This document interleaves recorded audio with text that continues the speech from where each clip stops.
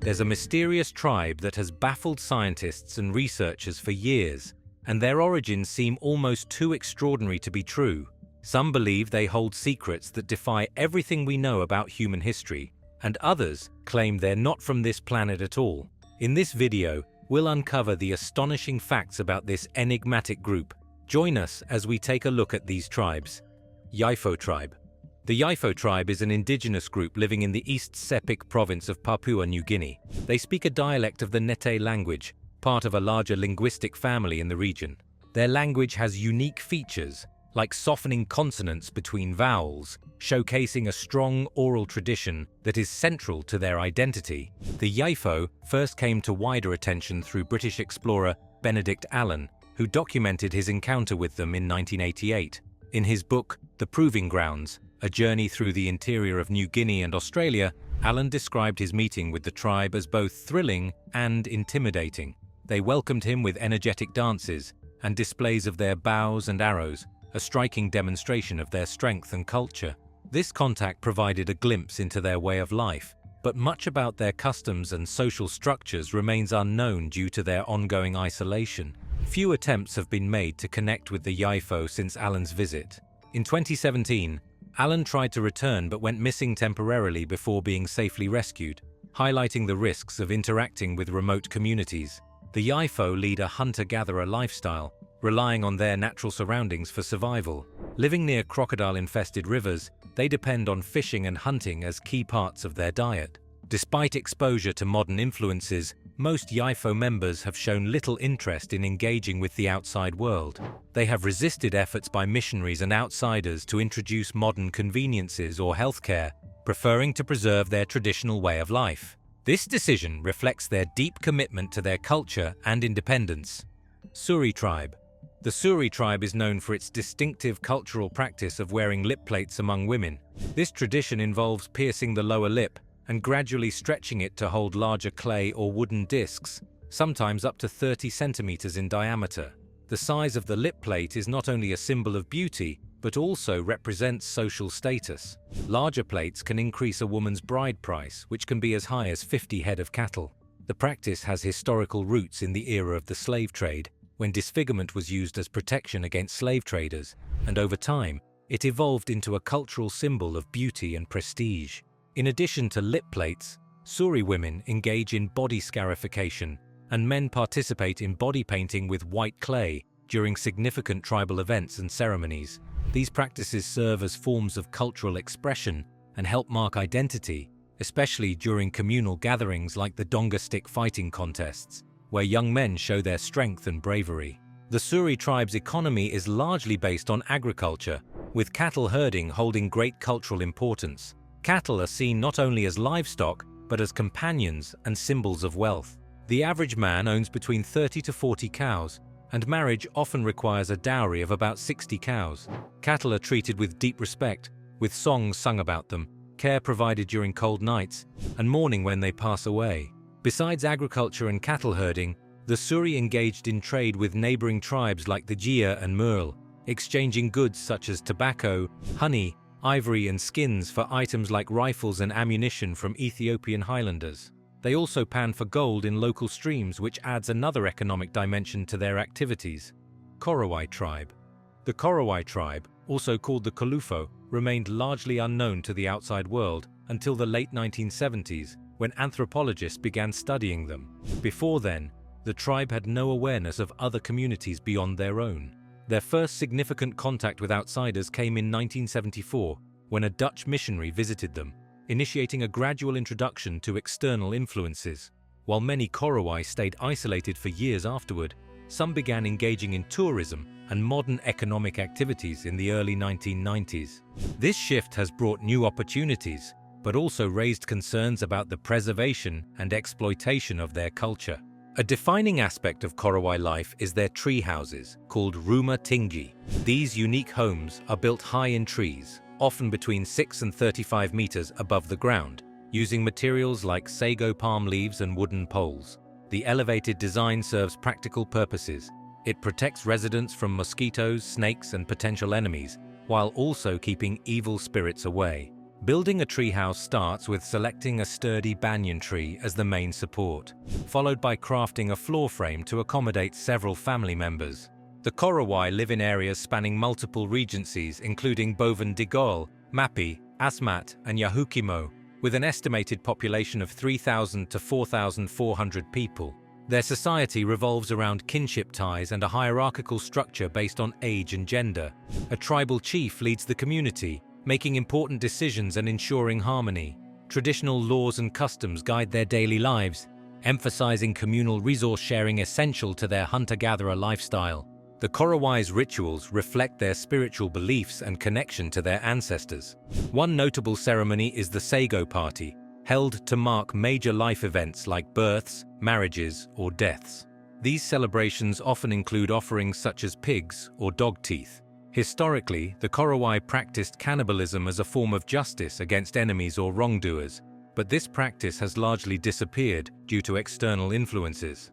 Despite these changes, the Korowai maintain a strong commitment to their traditions and cultural heritage. Chimu Tribe. The Chimu Tribe is renowned for its vibrant traditional ceremonies, particularly the skeleton Sing Sing, a unique performance art that celebrates their rich heritage. These events feature elaborate costumes, including headdresses adorned with feathers from birds of paradise, some extending up to 1 meter. These striking adornments symbolize status and are central to the Chimbu's cultural identity. The tribe is also known for its intricate body painting and traditional music, which are essential elements of their social gatherings and rituals. The arrival of missionaries in the 1930s brought significant changes to Chimbu society. While modernization has altered some aspects of their traditional way of life, many customs have endured. Elders like Alphonse Bruegel recall a time when barter was the primary trade system, reflecting the resilience of Chimbu traditions despite external influences. Chimbu society is organized around complex kinship ties, with dispute resolution typically handled by respected elders or leaders who mediate conflicts through dialogue rather than violence. This approach highlights their emphasis on social harmony and relationship restoration over punitive measures. Living in the rugged mountainous terrain of Chimbu province, the tribe's dispersed settlement patterns make community cohesion vital for survival.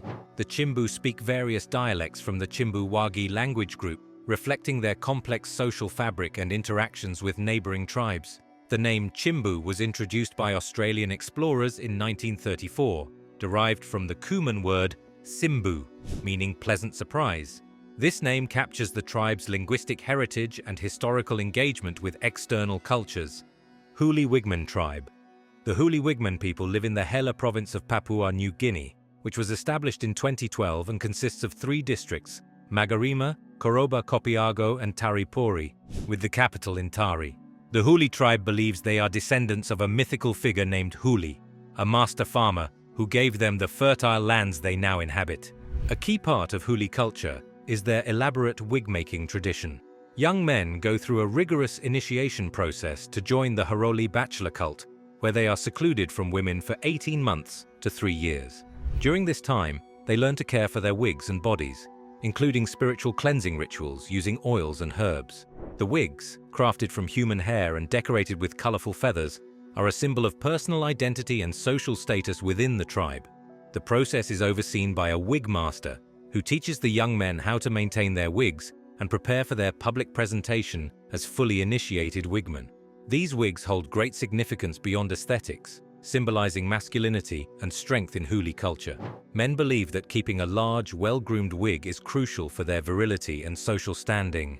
The tribe's belief in menstrual contamination leads to strict gender separation during initiation, with men avoiding contact with women due to the belief that women possess witch-like powers that can weaken a man's strength. This gender division reflects broader social dynamics in Huli society, where men and women live separately and adhere to strict roles. Doon Tribe. The Doon Tribe is organized into extended patrilineal families, which form the core of their social structure. They do not have a central authority, but instead rely on local elders known as the Hogan for spiritual and political leadership. The Hogan is chosen from the oldest men of the dominant lineage and undergoes a demanding 6-month initiation process. During this time, he is isolated and cared for by a virgin girl who prepares his meals and maintains his living space. After the initiation, he wears special attire, including a red fez and an armband with sacred pearls, to symbolize his role in the community. The Dogon's social structure is also shaped by a complex system of clans and lineages. Rituals are central to maintaining social harmony, and during greetings, people inquire about each other's families, reinforcing bonds and a collective identity. This importance of rituals extends to their cosmology, which emphasizes balance between opposites, reflecting their understanding of the world. Dogon spirituality is rooted in animism, with a belief system focused on ancestor worship and respect for nature. Their mythology explains their origins and cosmological views, including the belief that beings from the star Sirius imparted knowledge to them long ago. This connection to Sirius is celebrated every 60 years during the Sigui ceremony, a series of rituals aimed at renewing the community's spiritual health. The Dogon also performs important ceremonies to guide souls from the living world to the afterlife. The Dharma, a collective funerary rite lasting several days, is one of the most significant. During this ceremony, masked dancers represent ancestral spirits and escort the souls of the deceased to their resting place. The Dharma honors the departed and strengthens communal ties among the living. Art is a vital part of Dogon culture, serving as a means of storytelling and expressing identity. The tribe is renowned for its wooden sculptures and masks, which are integral to various rituals and ceremonies. These artworks are spiritually significant, often depicting mythological figures or reflecting aspects of Dogon cosmology. The Kanaga mask, featured in Dharma performances, symbolizes both life and death. The Dogon's architectural style also reflects their cultural values. Their villages, with granaries topped by mud roofs symbolizing prosperity, are often built on cliffs or elevated terrain for protection. The structures are adorned with symbolic carvings that tell family histories or convey spiritual beliefs. Kisan Tribe.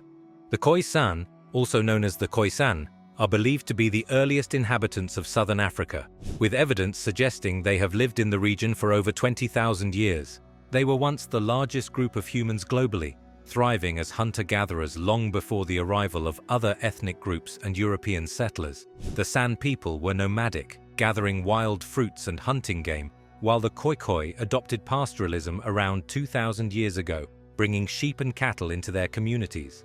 Although the San and Khoikhoi shared some cultural traits, they maintained distinct identities. The Khoikhoi referred to the San as the people different from ourselves, emphasizing their differences in lifestyle and social organization. Over time, however, conflicts over land and resources grew, especially with the arrival of European colonizers in the mid-17th century. The Dutch settlers' expansion into Khoisan territories led to dispossession, violence, and disease, which devastated their populations. Khoisan culture is deeply rooted in traditions that reflect their strong connection to nature and spirituality. One of the most notable features is their language, which includes distinctive click sounds not found in other African languages. These clicks have influenced neighboring languages like Zulu and Xhosa. The Khoisan are also known for their elaborate rock art, found in over 20,000 sites across southern Africa. These artworks depict scenes of daily life, hunting rituals, and spiritual beliefs. The Khoisan's social structure is marked by egalitarianism. Unlike many other societies with hierarchical systems, traditional Khoisan communities emphasize cooperation and consensus. Leadership is informal, with decisions made collectively rather than by a single authority figure. This communal approach extends to resource sharing, where hunting parties divide meat equally among all members of the group, regardless of individual contributions. Kahwahiva Tribe. The Kahwahiva Tribe is one of the last uncontacted groups in Brazil, with their population estimated to be between 25 and 50 individuals. Historical references to their ancestors date back to the 18th century, though it remains uncertain if today's Kahwahiva are direct descendants of these groups or related to nearby tribes. They belong to the broader Tupi linguistic family and speak a unique variant of Kahwahiva, which highlights their isolation and distinct cultural identity. The tribe was first definitively reported in 1999, when loggers encountered them in their territory. Since then, their survival has been increasingly threatened by deforestation, illegal logging, and settler violence. In response to these dangers, the Brazilian government initiated efforts in 2001 to establish a protected reserve for the Kahwahiva.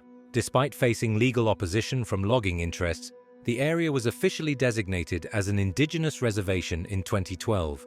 Organizations such as Survival International have worked to raise awareness about the Kahwahiva's plight, while the government's Indigenous Affairs Department, FUNAI, has taken steps to secure legal protections for their land.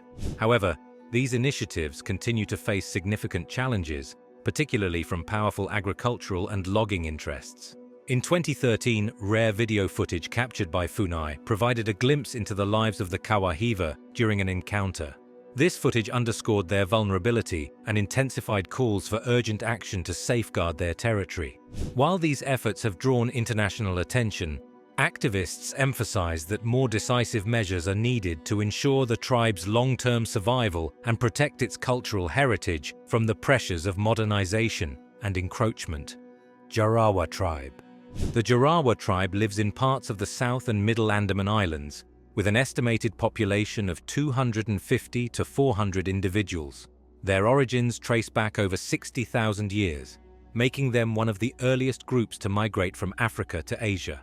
The Jarawa are believed to be descendants of the Jangil tribe, which is now extinct. They maintain a nomadic lifestyle similar to that of early hunter-gatherers, relying on their deep knowledge of local plants and animals for survival. They live in dense forests, hunting, fishing, and gathering wild fruits and roots. Their expertise includes knowing over 150 plant species and 350 animal species essential for their daily needs. Historically, the Jarawa fiercely resisted outside intrusion. However, with the arrival of British colonial rule in the late 18th century, their population began to sharply decline due to diseases like measles and influenza, to which they had no immunity. The introduction of alcohol and opium by colonial officials worsened their situation, and by the early 20th century, many Jarawa retreated deeper into the forests to avoid contact with outsiders. The Jarawa's cultural practices are closely tied to their environment. They live in small groups called chadas, which consist of 40 to 50 people. Each chada is semi-autonomous, with strong social bonds and an emphasis on communal activities. Their rituals and ceremonies reflect their animistic beliefs and their connection to nature. Music and dance are integral to their culture, often performed during activities like honey collection or hunting, serving as both communication tools and expressions of joy. Hunting is a vital part of Jarawa's life. They use traditional tools like bows and arrows made from local materials. Their hunting techniques are specialized, such as when they collect honey from bees' nests high in trees. They chew leaves from bee-repellent plants to protect themselves from the bees while harvesting. Food preparation typically involves roasting or boiling, though some foods are eaten raw, demonstrating their resourcefulness and adaptability. The Jarawa language belongs to the Ongan language family and remains unwritten. It has a complex phonetic system with many vowel and consonant sounds. The term Jarawa originally referred to their hostility toward outsiders, but has come to symbolize their distinct cultural identity. The Jarawa refer to themselves as Ang and call non-tribal people Inem, indicating their awareness of cultural boundaries. Pipara Tribe. The Pipara tribe's name comes from the neighboring Gaviao people, who call them the butterfly people, a reference to their nomadic way of life and constant movement through the forest. The first known contact with the Pipara was in 1989, when officials from FUNAI, Brazil's Indigenous Affairs Department, tried to assess their situation. At that time, only around 20 members remained, having suffered heavy losses from violent clashes with illegal loggers. Many members of the tribe were killed during this period, drastically reducing their population. Rita, one of the 3 known survivors, has shared tragic stories of violence and massacres against her people. Today, only 2 known male survivors, Paki, also known as Baita, and Tamandua, continue to live in isolation. For decades, they have survived by hunting and gathering, using their extensive knowledge of the forest to sustain themselves. They speak a dialect from the Tupi-Kahwahiva language family, which connects them to other indigenous groups in Brazil. Their traditional lifestyle is deeply rooted in the Amazon rainforest, where they find food, shelter, and medicine.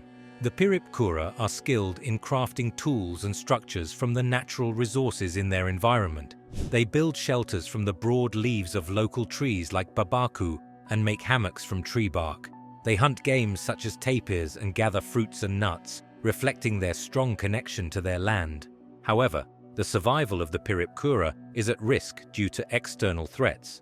Deforestation has increased dramatically in their territory because of illegal logging and the expansion of agriculture. Their land has been increasingly encroached upon by cattle ranchers and land grabbers who exploit the resources without regard for the rights of indigenous people. This destruction not only jeopardizes their survival, but also threatens their cultural practices and way of life. To address these challenges, there have been efforts to legally protect their territory.